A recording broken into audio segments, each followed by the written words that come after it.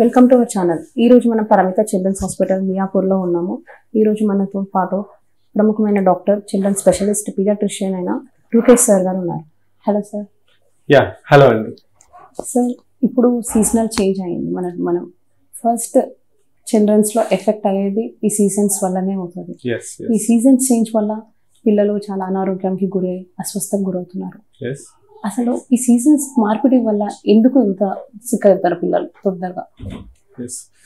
So hello అండి, I'm doctor Rukesh, consultant paediatrician from Parmita hospital, Madinaguda branch. So we generally see 24/7 emergency cases. So main seasonal change is starting ఇప్పుడు summer నుంచి ఏదైతే rainy season start అవుతుందో, so వర్షాలు ఎక్కువ పడుతున్నాయి. So weathers కూడా drop అవుతాయి, టెంపరేచర్స్ డ్రాప్ అవుతాయి, చల్లగా అవుతాయి. సో దీనివల్ల ఏంటి అంటే ఫస్ట్ ఈ weather is favourable for disease spread. Virus spread అవ్వాలి అంటే so this weather is favourable. So అందుకని స్ప్రెడ్ ఎక్కువ చూస్తాం. ఇంకొకటి ఏమిటి అంటే ఇప్పుడు ఏదైతే స్టార్ట్ అవుతుందో మనకు స్కూల్ స్టార్ట్ అవుతాయి. సో స్కూల్స్లో పిల్లలందరూ దే ఆర్ టుగెదర్. సో ఒకరి నుంచి ఒకరికి స్ప్రెడ్ అవ్వడం ఈజ్ వెరీ ఈజీ. సో ఇది one of the reason. So ఈ రీజన్ వల్ల స్ప్రెడ్ అనేది ఎక్కువగా ఉంటుంది, especially infections, viral fevers. And second thing ఏంటంటే వర్షాలు ఎక్కువ పడడం వల్ల మనకు మస్కిటోస్ పెరిగిపోతాయి. మస్కిటోస్ పెరిగిపోవడం వల్ల మస్కిటో వల్ల వచ్చే ఏవైతే డిసీజెస్ ఉంటాయో అవి కూడా పెరుగుతాయి. There is an increase in trend, especially ఈ వర్షాకాలం నుంచి స్టార్ట్ అవుతాయి. సో ఈ టూ మెయిన్ రీజన్స్ వల్ల ఎక్కువ పిల్లలు ఎఫెక్ట్ అవ్వడం చూస్తాం. ఇప్పుడు ఇంట్లోనే ఇప్పుడు ఫస్ట్ ఫీవర్స్ స్కూల్కి వెళ్ళాలి, స్కూల్కి వెళ్తాము, అక్కడ మీరు డిసీజ్ స్ప్రెడ్ అయ్యేది స్కూల్లోనే వైరల్ ఫీవర్ కి మెయిన్ రీజన్ అని చెప్తున్నారు. బట్ పిల్లలు స్కూల్కి వెళ్ళాల్సిన నెసెసరీ. మనం స్కూల్లో తీసుకోవాల్సిన జాగ్రత్తలు ఏంటి సార్ పిల్లలకు ఫీవర్ రాకుండా? స్కూల్లో అంటే స్కూల్లో ఇప్పుడు మనం ఇంట్లో అయితే ఒకవేళ బేబీకి ఫీవర్ స్టార్ట్ అయినప్పుడు మనం స్కూల్ ఒక ఇనిషియల్ 1-2 days ఫీవర్ ఉంటుంది బేబీకి. సో అలాంటప్పుడు మనం బేబీకి రెస్ట్ ఇస్తే బెటర్, చైల్డ్కి స్కూల్కి పంపించకుండా. ఇన్ కేస్ ఏమైనా ఇంపార్టెంట్ ఎగ్జామ్ ఉంది అలా ఉందంటే మెడిసిన్ వేసి పంపించినట్టయితే బెటర్. స్కూల్లో చాలామంది పిల్లలు ఉంటారు, సడన్గా ఎవరికైనా ఫీవర్ రావచ్చు, ఎవరైనా సిక్ అవ్వచ్చు. అలాంటప్పుడు ఎవ్రీ క్లాస్ రూమ్లో there should be basic medications అనేవి ఉండాలి. సో ఫస్ట్ మెడిసిన్ వచ్చేసి పారాసిటమాల్.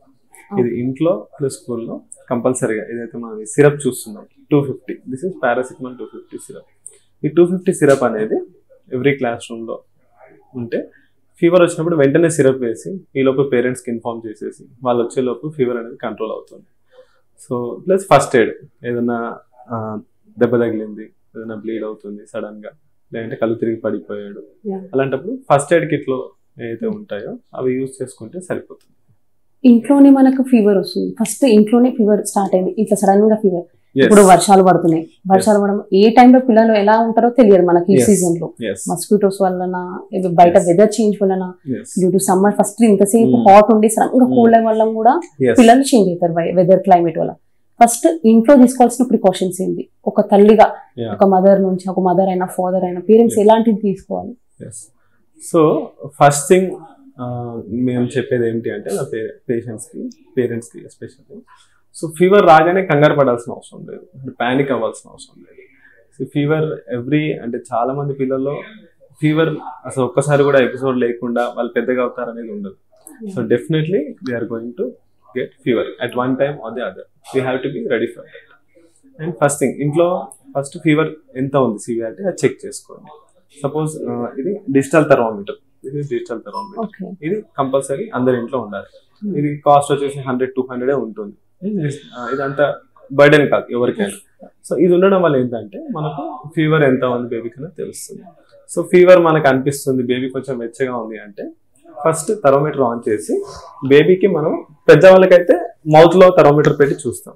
సో చిన్న పిల్లలకైతే మనము ఇట్లా సంకలో థర్మోమీటర్ ఆన్ చేసేసి ఇట్లా పెట్టేసి క్లోజ్ చేసేయాలి. క్లోజ్ చేసినప్పుడు ఎప్పుడైతే టెంపరేచర్ రీడింగ్ వస్తుందో మనకు ఇది సౌండ్ వస్తుంది, అప్పుడు తీసి టెంపరేచర్ ఎంత ఉందో రికార్డ్ చేసుకోండి. ఓకే. సో పిల్లల్లో ఎప్పుడు ఫీవర్ అంటామంటే మనము టెంపరేచర్ ఎప్పుడైతే 99.5 100 క్రాస్ అయ్యి అంతకుమించి ఎక్కువ ఉంటుందో దెన్ ఫీవర్ అని లేబుల్ చేస్తాం. కొంతమంది పిల్లల్లో 97 ఉంటుంది, 98 ఉంటుంది, కానీ కొంచెం ఒళ్ళు వెచ్చగా ఉంటుంది. That is absolutely normal. దాని గురించి మనం కంగారు పడాల్సిన అవసరం లేదు. ఓకేనండి.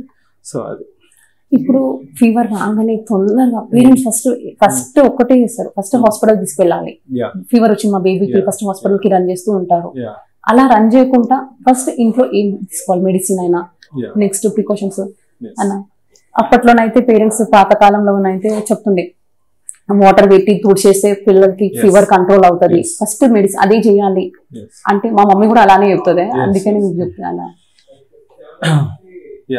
సో ఫీవర్ హోమ్ మేనేజ్మెంట్ అనేది వెరీ ఇంపార్టెంట్, బికాస్ ఫస్ట్ ఇంట్లోనే స్టార్ట్ అవుతుంది. సో ఫస్ట్ ఇంట్లో ఏం చేయాలంటే ఫీవర్ రికార్డ్ అవ్వగానే యూ హ్యావ్ టు, ఒకవేళ 1 year లోబేబీ అనుకోండి, డ్రాప్స్ తీసుకోవాలి, పారాసిటమాల్ డ్రాప్స్. అండ్ ఒకవేళ అబోవ్ 1.5 year అంటే పారాసిటమాల్ సిరప్. ఆ రెండు తీసుకొని దిస్ ఇస్ డ్రాప్స్, ఇది paracetamol drops. Different brands are available, anything is fine. Okay, 1 year లోపు అయితే డ్రాప్స్ యూజ్ చేస్తాం. 1.5 year దాటింది బేబీ అంటే సిరప్ కి వెళ్తాం. సో పారాసిటమాల్ సిరప్ కానీ డ్రాప్స్ కానీ అంతకుముందు మీకు డోస్ తెలిసి ఉంటుంది, as per baby wait dose తెలుసు. సో వెంటనే ఒకసారి సిరప్ వేసేయడం, సిరప్ వేసేసి ఒకవేళ 100 ఉంది సిరప్ వేసేసి చూడండి, ఒక 15-20 minutes లో ఫీవర్ అనేది తగ్గడం స్టార్ట్ అవుతుంది. అలా కాకుండా బేబీకి 1 or 2 above ఫీవర్ ఉంది అనుకోండి, అప్పుడు చాలా మంది పేరెంట్స్ చేసే మిస్టేక్ ఏమిటి అంటే చల్లటి వాటర్ లో క్లాత్ వేసి వైప్ చేయడం చేస్తారు. దానివల్ల పిల్లలకి షివరింగ్ లాగా వచ్చేస్తుంది, పిల్లలు ఇరిటేట్ అవుతారు. అలా కాకుండా వాట్ యూ డూ ఇస్ గోర్వెచ్చని లూక్ వామ్ వాటర్ ఏవైతే ఉంటాయో దాంట్లో క్లాత్ వేసి వైప్ చేయండి. సో మెయిన్గా forehead, okay, axillas, body and back ఇలా వైప్ చేయడం వల్ల మనకు పిల్లలకి ఎక్కువ చలి లేకుండా ఈ 1 or 2 fever, high grade fever, so ఇది కంట్రోల్ అవడానికి మనకు హెల్ప్ అవుతుంది. ఓకే, సో సిరప్ వేయడం ప్లస్ మనకు 1 or 2 above high grade fever ఉన్నప్పుడు స్పాంజింగ్ చేయడం, ఈ రెండు మెయిన్ మనం చేయాల్సినవి ఇంట్లో. ప్లస్ దీంతో పాటు పిల్లలకి ఫీవర్ ఉన్నప్పుడు లిక్విడ్స్ బాగా ఇవ్వాలి. హైడ్రేషన్ ఈజ్ వెరీ ఇంపార్టెంట్, ఎందుకంటే బాడీ డిహైడ్రేటెడ్ ఉంటే ఫీవర్ తొందరగా కంట్రోల్ అవ్వదు. ప్లస్ దాంతోపాటు ఫీవర్ అనేది ఇబ్బంది పెడుతుంది. మనం ఏదైతే బేబీ అడిక్వేట్గా హైడ్రేట్ చేసాము, డిహైడ్రేట్ అవ్వకుండా ఉందంటే ఫీవర్ తొందరగా కంట్రోల్ అవుతుంది. మెడిసిన్ కంటే ఎక్కువ hydration is also important, as equally as medicine. ఇప్పుడు ఈ ఫీవర్ టైంలో డేకి ఎన్ని టైమ్స్ ఇవ్వాలన్నట్టు సిరప్ అయినా ఎన్ని టైమ్స్ చేయాలి బేబీకి మనం? సో చాలా మంది పేరెంట్స్ మా దగ్గరికి వస్తూ ఉంటారు, సార్ సిరప్ వేసాము, ఒక 6 hours రిలీఫ్ అయింది, కానీ మళ్ళీ వెంటనే వచ్చేస్తుంది. So that is normal. అంటే ఇప్పుడు ఫీవర్ ఎందుకు వస్తుంది పిల్లలు అంటే బాడీ ఫైట్ చేస్తుంది. బేబీకి ఎప్పుడైతే ఇన్ఫెక్షన్ వస్తుందో దానికి అగేన్స్ట్ గా ఫైట్ చేసినప్పుడు బేబీ టెంపరేచర్ అనేది పెరుగుతుంది.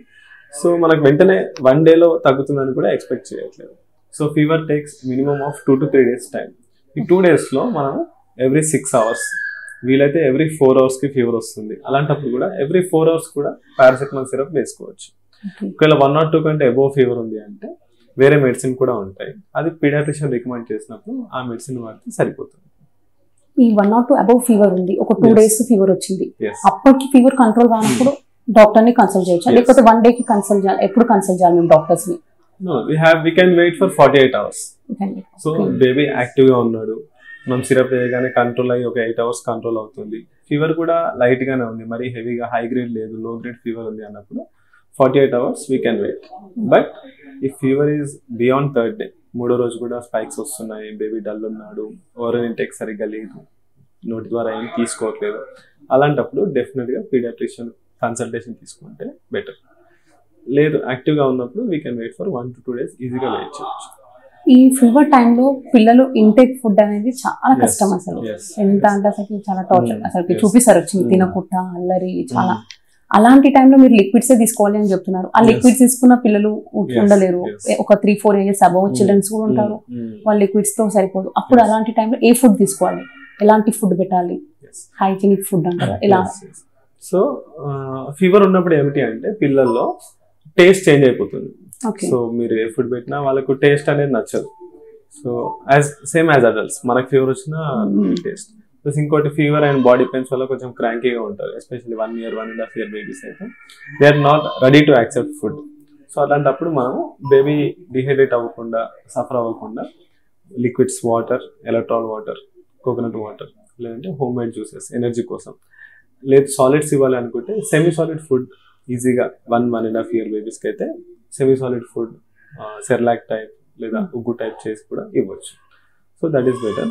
ఒకవేళ పెద్ద పిల్లలు, స్కూల్ గోయింగ్ పిల్లలకైతే ఈజీగా డైజెషన్ కూడా స్లోగా ఉంటుంది ఫీవర్ వచ్చినప్పుడు పిల్లలకి.